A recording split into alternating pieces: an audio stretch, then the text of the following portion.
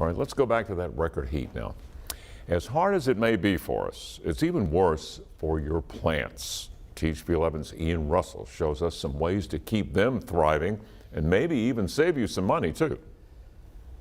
If you're anything like me, you're definitely having a hard time keeping those plants alive with that summer heat and sun. And while those plants need that summer heat and sun to survive, it's certainly not doing them any favors right now, and it's definitely not helping your wallet.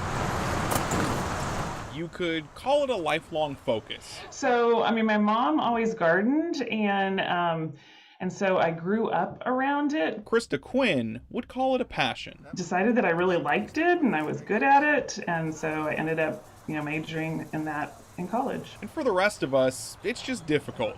Keeping your plants going strong is hard enough as is. It's a difficult time to be a gardener and even to just manage a home landscape. But Quinn, a horticulturist, says this stretch of brutal heat and drought have made things even worse. This year we're having it more in July, and unfortunately that is harder for plants to handle. It also may be just as hard for you to handle. Keeping plants watered isn't a cheap expense, especially if there's a lot of them. Over at Benton Utilities, General Manager David Vondran knows that, saying the hot weather has simply increased the demand and need for water.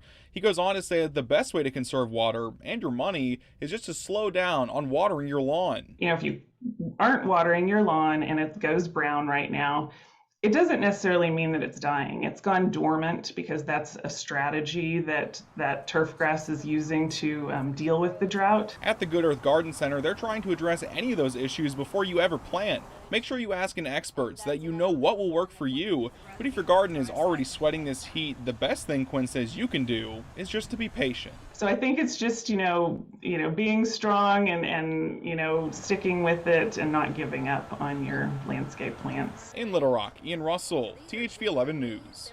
Oh, and Quinn also said that if you want to keep your lawn from turning brown and you don't want to water it, you can actually help it by mowing.